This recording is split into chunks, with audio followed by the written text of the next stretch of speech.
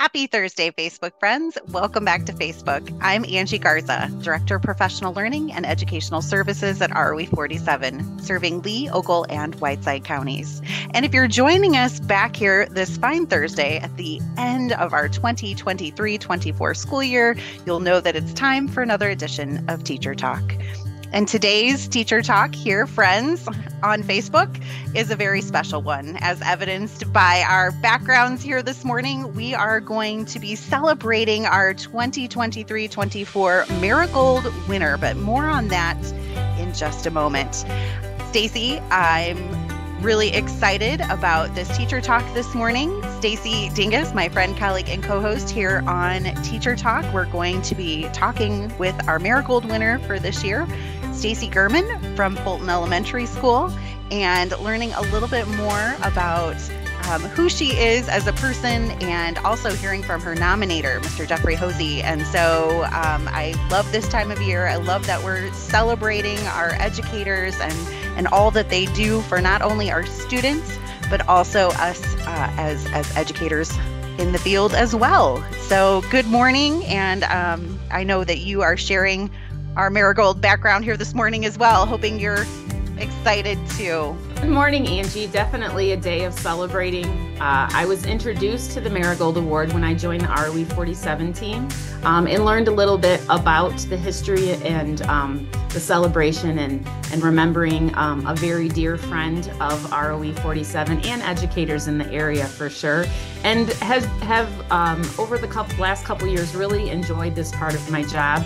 I was a past teacher, and anytime that we can recognize and bring to light the hard work that teachers do, a lot of times our educators tend to be the humble ones. They don't pat themselves on the back. And yes, we have Teacher Appreciation Week, which is definitely appreciated, but it means a lot when someone steps forward and says, I recognize this person, they're doing a great job. They're really putting 110%. And we get the job of being able to read all of those letters and congratulate those people. And then, as we're going to share today, select a winner and learn a little bit more about them. So excited to have this conversation today. I so appreciate the fact that, again, you know, our educators do so much for our students, but they also lift each other up, which is something that is vital right now, especially in our not only our school culture, but also in our communities. So taking that moment, taking that pause, taking that breath to say thank you for being an inspiration, for being someone who not only works hard, but also adds to the school community, who lifts each other up. So that's what we're talking about with the Marigold Award each and every May, and we're going to talk more about that in just a moment. But before I do that, I want to welcome to our Teacher Talk platform here this morning our 2023-24 Marigold Award winner, Stacy Germann, and her nominator, Principal Jeffrey Hosey from Fulton Elementary School. So I am actually going to start with you, Stacy. Would you mind introducing yourself? And we're going to learn a lot more about you during the course of this Teacher Talk, but introduce yourself to our Facebook community.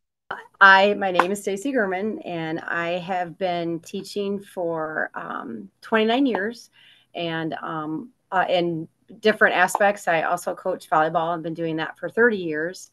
It's something, I think, when you know that you want to be a teacher. I think I knew that I wanted to be a teacher when I was in first grade. And it's just a passion that I've had and have followed through with it and have never fallen out of love with it. Jeffrey, you were Stacy's nominator this school year for our Marigold Award. Why don't you introduce yourself to our viewers here this morning on Teacher Talk? Hi, I'm Jeffrey Hosey, principal at the greatest little elementary school in the universe, commonly known as Fulton Elementary School.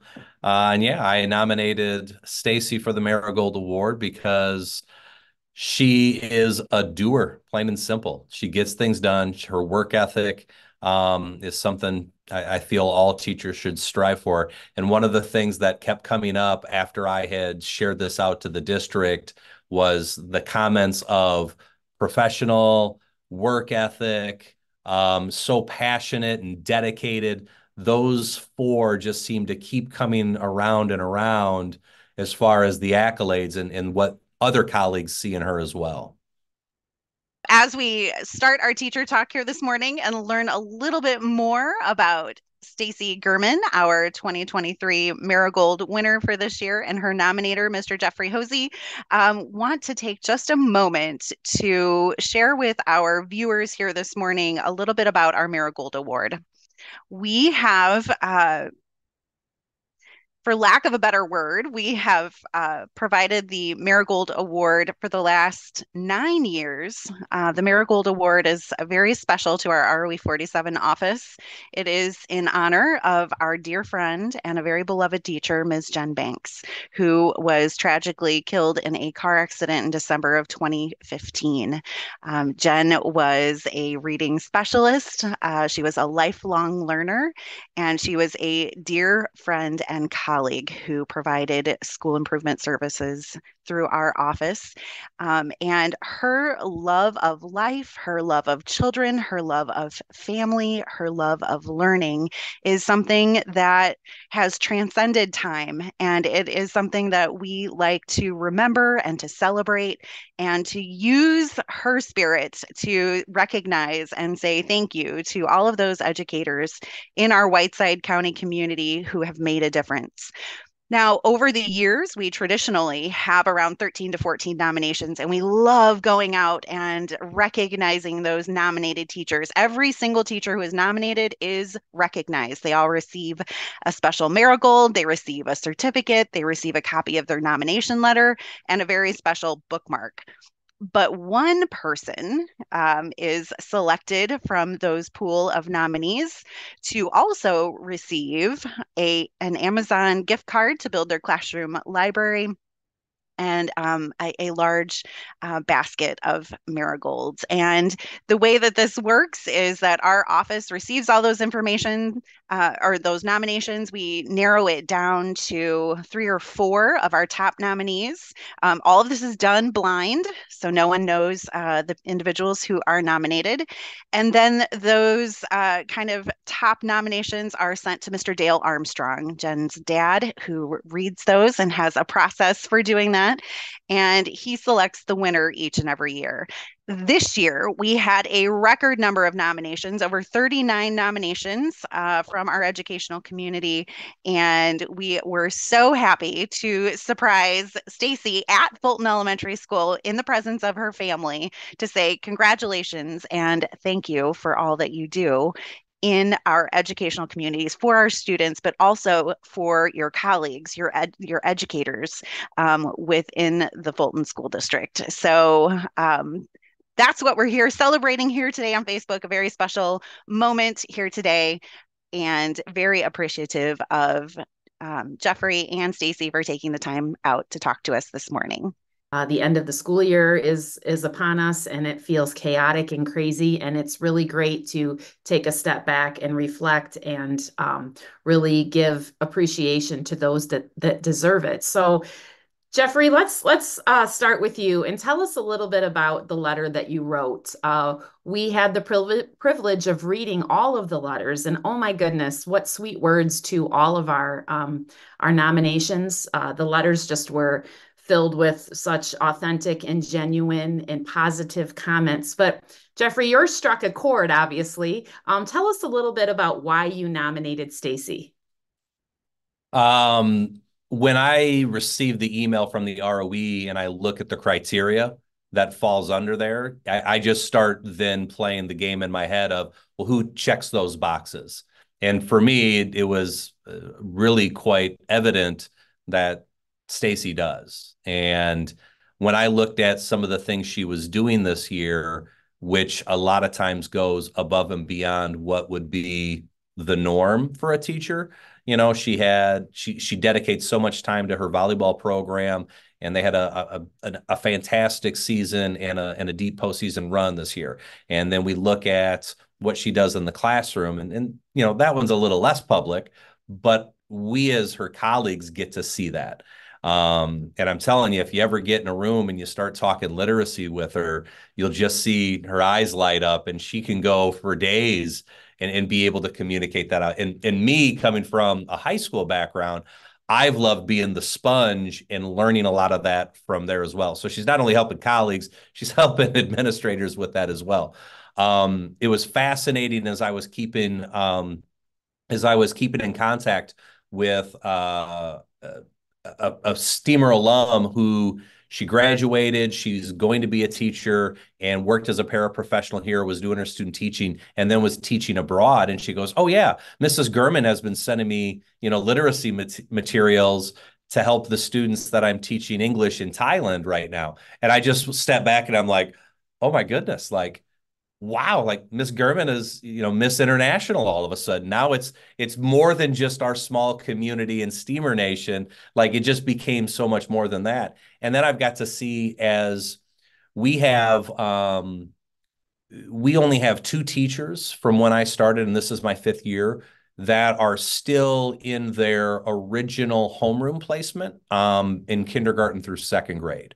We've had some shifts and some movements and new teachers, retirees, a number of different things. So as we've kind of taken closer look at our early literacy, how do we make sure we're doing things consistently? So it's been great to have a veteran and a dedicated professional such as Stacy to also be able to guide teachers who are new to the district, teachers who are new to the profession, and be able to support them in those roles. So she's supporting K1 and 2 teachers. She's supporting the recent transition into an intervention role.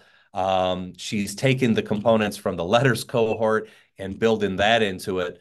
So I look at all of those things and just say, oh, she checks a few more boxes that are, part of the criteria.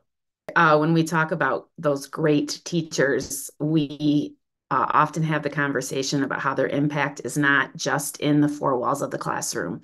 And what a perfect example of how your influence, Stacy, is really reaching besides just your students, your previous students, your community, other students in your school with your coaching. Congratulations to you. I can't wait to hear. Tell us a little bit about the day that you found out that you were awarded and won the Marigold Award. I'm sure that it's quite humbling to hear these compliments, obviously of a career that you really are just passionate about and love. So tell us all the things. What were you thinking? How are you feeling?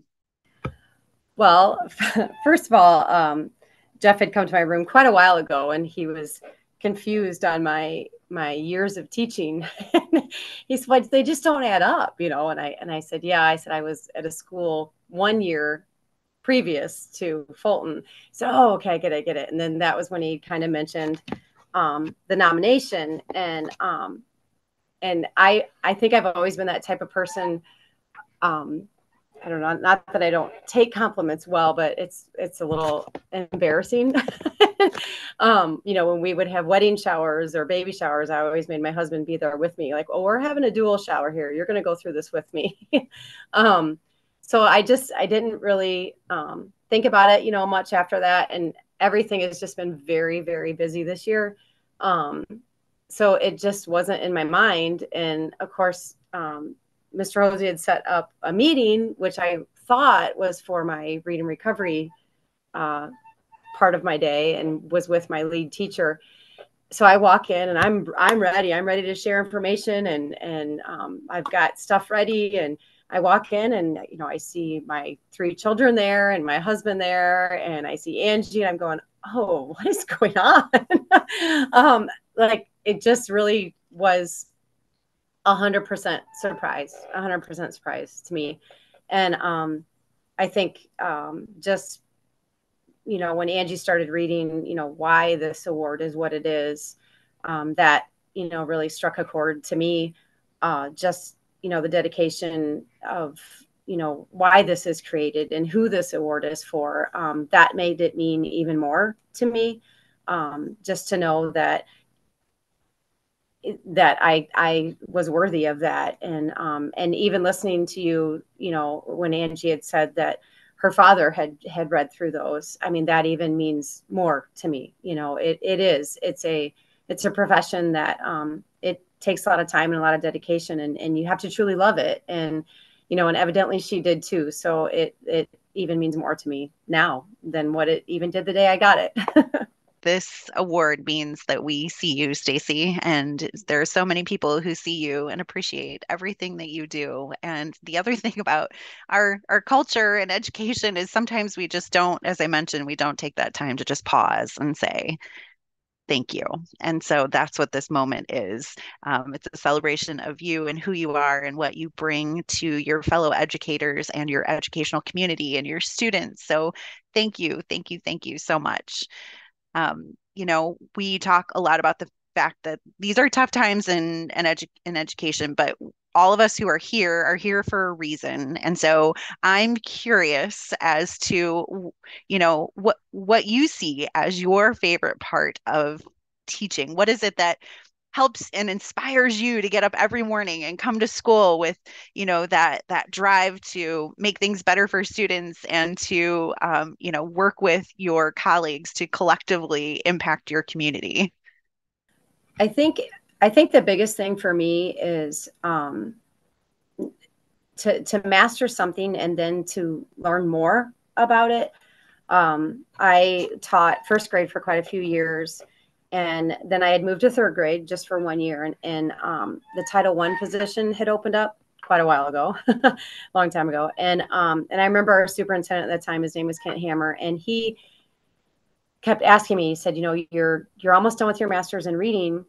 I really think this would be a good position for you. And I said, yeah, but I kind of want to put that in my back pocket for when I get tired of the classroom. I really like being a classroom teacher. And finally he talked me into it, and I did, and it was good. I think I learned a new passion that I had. I really, really enjoyed teaching reading. But after a couple of years, I just teaching groups, and the groups were run differently then. And I think I needed more. I needed more. And luckily our district had brought reading recovery into our school, and we had to get training for that, which is ongoing training. And we have classes every year for that. And I think that is what has kept me going, is I keep learning. Like, I keep learning more things, and that excites me. You don't get in a lull. And sometimes you can do that and I think teachers need to be careful of that. I think that they need to keep on learning. There's a lot of brain research out there, and you have to change the way that you teach, and students are changing. And I really think that's what keeps me going, is just the excitement of how could this be better for them. And that's definitely made the change in my career. So in that spirit of inspiration, we have we currently in the state of Illinois and actually across the nation, we have an educator shortage. And so we are talking with young people. We are talking with the incumbent workforce about joining us in the field of education. And so I think part of the story of the Marigold Award, obviously marigolds are there to nurture and inspire and support those that they work with, including those teachers who maybe have not yet joined us or who might be entering the field here shortly. So I want to ask this last question here as a message of hope and inspiration. And I'll start with you, Mr. Hosey. What words of advice, as you not only reflect upon the Marigold Award, but also this school year and several others, what advice would you give to anyone who is considering a career in education? It's going to kind of come off as an odd piece of advice, but it's one I've had recently and more often with those looking to get into the field. It's be selfish, which is so odd when you hear that in the teaching profession, because it's a selfless profession that we're giving to others. But we also have to keep in mind that we have to do right by us as individuals too.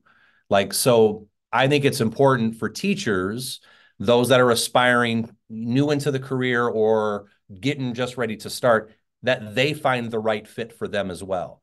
Because the large school setting may not be what they're accustomed to and familiar with, but if they never get an experience there, how do they know they don't love that? Or how do they know they don't love, moving out of the classroom? This is what I've known.